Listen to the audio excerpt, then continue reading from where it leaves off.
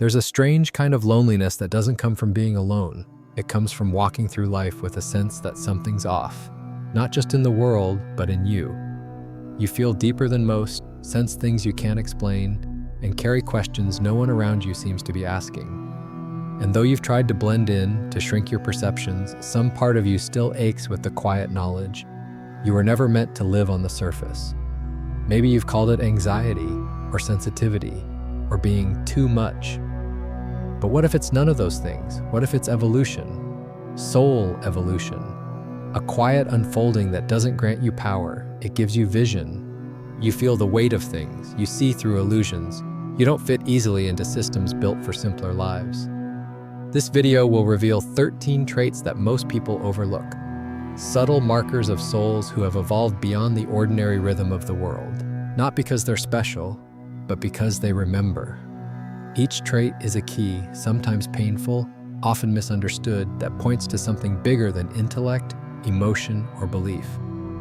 By the end of this journey, you may see your life differently. You may understand why you've always felt out of sync, and why that dissonance might be the clearest sign that your soul is more awake than you realized. Because here's the truth most won't tell you: the more evolved your soul becomes, the harder it is to pretend you belong, until you understand what you're really here for. Trust your intuition as you listen, because your own knowing is part of the truth. And if you've ever looked at the world and thought, there has to be more than this, you're not alone. Join our community of seekers and subscribe. This path isn't for everyone, but maybe it's for you. Have you ever felt like you were born into the wrong timeline? As if your heart beats to a rhythm the world no longer hears? For many spiritually evolved souls, this feeling doesn't fade with age. It actually deepens because their perception reaches into places most people avoid. Long before they can name it, they notice what others miss: the unspoken tension in a room, the emotional undercurrents beneath polite conversation, the aching emptiness behind society's loudest pursuits.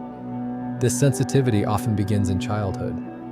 While others play and move easily through the world, the evolved child watches, feels, wonders why they seem to absorb the emotions of everyone around them, why their questions are met with unease, why their need for quiet feels strange in a world addicted to noise. They may retreat into imagination, nature, or solitude, not to escape life, but to survive the intensity of being awake in a world that's half asleep. Psychologist Kazimierz Dabrowski called this kind of intensity overexcitability, a trait found in individuals with heightened sensitivity across emotional, intellectual, sensory, and imaginative realms. Far from being a dysfunction, he saw it as a potential marker of higher development, an invitation to grow not in spite of this intensity, but through it.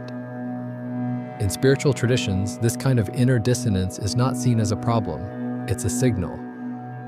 In Advaita Vedanta, the early stages of awakening are marked by vairagya, a natural detachment from surface pleasures, accompanied by a deeper pull toward truth. In Sufism, seekers are called ghuraba, the strangers. Those who feel out of place in the world because their souls belong to something deeper. Even Gnostic texts speak of the divine spark trapped in a world of forgetfulness, slowly waking to its origin. These are like maps that describe what it feels like to carry awareness that doesn't quite belong to the age you're living in. It's a quiet contradiction. You crave connection, yet ordinary relationships often feel hollow. You want to participate in life, yet so much of what the world values rings false.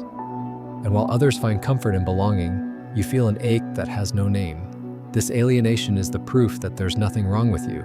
In fact, it may be the first sign that something is deeply right with you, something sacred. Because those who see clearly, feel deeply, and sense what lies beneath the surface rarely fit the mold. Their role isn't to blend in, but to witness, to remember, and eventually, to guide. The early stage of soul evolution isn't radiant or celebrated, it's confusing. It's being the child who wonders why adults lie to themselves. It's being the teen who sees through the game, but doesn't yet know how to live outside it. It's being the adult who can't force themselves into a shape that feels foreign, even if everyone else wears it comfortably. This is the ache of the advanced soul. Not superiority, not detachment, just a longing to come home to a world that mirrors the truth you already carry inside. If this sounds like you, stay with it. What feels like a flaw may be the first thread of a deeper design, and what begins as alienation often turns out to be the beginning of awakening. Some signs don't announce themselves, they emerge slowly, like the way your body knows a storm is coming before the clouds appear. For evolved souls, their traits don't feel like powers. They feel like truths you've carried for so long you forgot they were rare. There's the intuitive knowing that doesn't come from logic, yet proves itself again and again. You walk into a space and sense what's not being said. You meet someone and feel a yes or no in your body before a single word is exchanged. This knowing isn't dramatic, it's quiet, precise, and often dismissed by the rational world. But for you, it's a compass. One you've learned to trust even when you can't explain it. Sensitivity to energy is another trait that goes beyond emotion. It's not just empathy. It's the way certain environments exhaust you, while others replenish something deep. It's why you can't tolerate chaos or superficial chatter for long. The noise isn't just external, it vibrates through you, leaving an imprint. Over time, you learn to protect your field, not out of fear, but reverence. Then there's the repulsion to inauthenticity. You feel it in your gut when someone wears a mask, when truth is avoided, when words don't match energy. You can't fake smiles or play roles for long. It's not about being confrontational, it's just that staying silent in the face of dishonesty feels like a kind of self-betrayal. For evolved souls, integrity isn't a choice, it's a requirement for peace. Solitude isn't just comfortable, it's sacred. While others chase connection to avoid themselves, you find richness in the quiet. Long stretches alone don't drain you, they return you to yourself. In that stillness, things surface. Insights, memories, subtle threads of knowing that vanish in the noise of social performance. It's not that you dislike people, you just need space to feel who you are beyond them. Existential questioning comes early and often. As a child, you may have asked where you were before you were born, or why people lie when they say they're happy. These questions don't go away, they evolve. You ponder meaning, death, consciousness, not out of morbidity, but because you're drawn to what's real. Surface answers don't satisfy. You'd rather sit with mystery than accept something shallow. There's also a strange calm around death, not in a detached way, but with a kind of familiarity. The idea of endings doesn't frighten you the way it does others. Part of you remembers that death is not the opposite of life, but part of its rhythm. Whether through near-death experiences, dreams, or deep inner work, evolved souls often carry a relationship with death that is quiet, respectful, and unafraid. Modern psychology has a name for some of this. Traits like openness to experience encompass intellectual curiosity, emotional depth, aesthetic sensitivity, and even mystical awareness. People high in this trait often report feeling more connected to nature, more emotionally intense, and more drawn to the abstract or spiritual.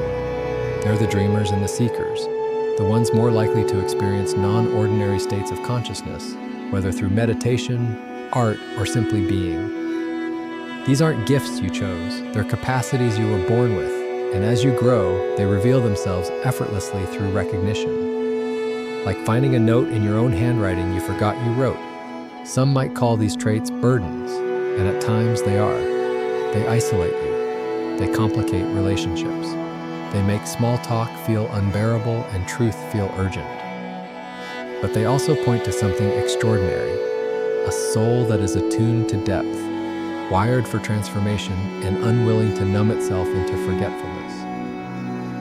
And perhaps that's the most hidden sign of all. You've tried to forget. You've tried to dull your edges, to flatten your depth, to normalize your way of being. But it never quite worked, because what's in you doesn't want to be fixed. It wants to be remembered. These traits aren't badges. They don't make you more important, but they do make you different. And in that difference is a kind of beauty the world rarely sees, because it's quiet, complex, and unshakably real.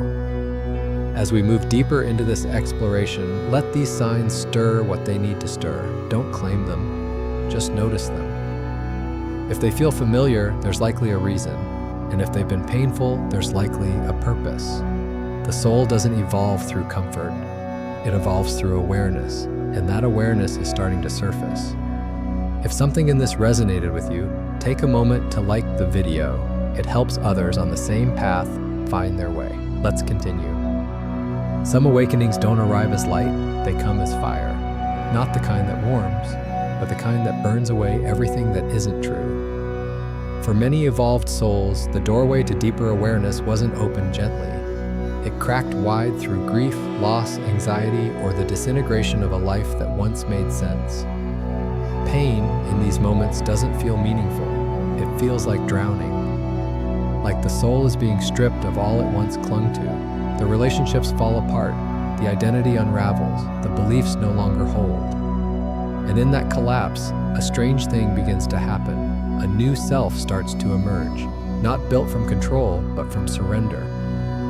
Modern psychology calls this post-traumatic growth, a phenomenon where people, after deep suffering, report greater clarity, spiritual depth, and renewed purpose.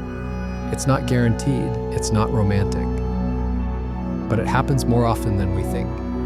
The person doesn't just recover, they transform. They begin to live from a different place inside themselves. Depth psychology sees it similarly. Carl Jung spoke of individuation, a process where the ego breaks down so the deeper self can come forward, not by chasing enlightenment, but by surviving the dark. The wound, he said, is where the light enters. Spiritual traditions have always known this. In Sufism, the seeker must pass through annihilation, fana, the death of the false self, before union with the divine becomes possible. In Christian mysticism, the dark night of the soul isn't failure, it's a sacred passage, a shedding, a silence in which the soul learns to hear again. If your life has carried intense pain, it doesn't mean you were broken. It may mean you were initiated. And that initiation isn't about making suffering noble, it's about recognizing what suffering reveals. It shows us where we've clung too tightly, where we've ignored truth, where we've mistaken control for love or achievement for worth. It shows us what can die and what cannot. Those who walk through it don't emerge untouched, but they often emerge real, less reactive, more spacious inside. They speak more slowly, listen more deeply, move through the world with a kind of knowing that isn't performative. It's embodied. The evolved soul doesn't seek suffering, but it learns from it. Not by analyzing the pain, but by allowing it to shape them into someone who no longer needs to be someone. It's a stripping down that reveals the essence underneath. And in that essence, there is peace. Not because the wounds are gone, but because you're no longer trying to escape them. You've integrated what the world tried to make you reject. If you've suffered deeply and still carry your sensitivity, your longing, your openness, you're not behind, you're becoming. At a certain point, the world stops making sense, not because you've lost your place in it, but because you've outgrown its map. Evolved souls often reach a threshold where the old rewards no longer satisfy. The promotions, the praise, the constant striving, they begin to feel hollow. It's not depression, it's recognition. A quiet knowing that the game you were taught to play isn't the one you came here for. You stop reacting to every opinion. You care less about being understood and more about being aligned. There's a calm that replaces urgency, not because life has become easy, but because your center has shifted. The evolved soul may appear ordinary on the surface, working, parenting, laughing, but inside there's a different rhythm, one that doesn't need constant validation or endless distraction to feel alive. Psychologically, this shift echoes what transpersonal theory calls the self-transcendent stage, a phase where the individual no longer defines identity by ego, role, or ambition, but by presence and connectedness. It's a movement from separation to participation, from chasing to being. Advaita Vedanta speaks of this too. The teachings don't demand renunciation, but realization. That you are not the doer, not the thinker, not the identity you've constructed. As this insight deepens, life becomes less about control and more about attunement. You respond rather than react. You listen more than you speak. You move not from force, but from inner clarity. Disidentifying from mainstream goals doesn't mean rejecting them with disdain. It means you see through them, not as enemies, but as placeholders. They may still play a role in your life, but they no longer define your worth. In this way, evolved souls begin to live beyond the matrix, not outside of reality, but within a deeper layer of it. One that doesn't shout, one that doesn't sell itself, one that waits quietly, offering its wisdom to those who are ready to hear with more than ears. You may not have chosen this shift, but it's already begun. You're finding yourself less interested in argument, more drawn to truth, less attached to status, more devoted to meaning. Not because you're better, because you're remembering how to live from what's real. This isn't a retreat, it's a return, not to the world as it is, but to the part of you that no longer needs the world's permission to be free. You were never broken. The world just didn't know how to hold someone who felt so deeply, saw so clearly, and questioned so instinctively. It mistook your stillness for distance, your solitude for sadness, your sensitivity for weakness. But you were never lacking. You were simply remembering. Spiritual evolution doesn't look the way we imagine. It's not marked by glowing revelations or grand declarations. It's found in the soft refusals, in the moments you walk away from noise without needing to explain why. In the way you stay true to yourself even when it costs you comfort, approval, or belonging. And the traits you carry, those subtle inner signals, aren't signs of being behind. They're signs of awakening, of a soul slowly turning toward what it already knows to be true. This journey is not linear, it's cyclical. Some days you'll feel deeply connected, others you'll feel lost. Both are part of the path, because the more awake you become, the more you feel the tension of living in a world that often rewards the opposite. But maybe now you see it differently. Maybe what once felt like dissonance now feels like a signal. Maybe the questions you've carried your whole life aren't problems to solve, but invitations to follow. If these signs feel like your own reflection, write "I remember who I am" and tell us where you're from in the comments. Let's see how many of us are waking up. If you felt seen in any part of this journey, consider subscribing. You'll be joining others who feel the same quiet shift. And as this video ends, 2 more will appear, chosen by the algorithm, but perhaps guided by something more. Follow what draws you. Thanks for watching.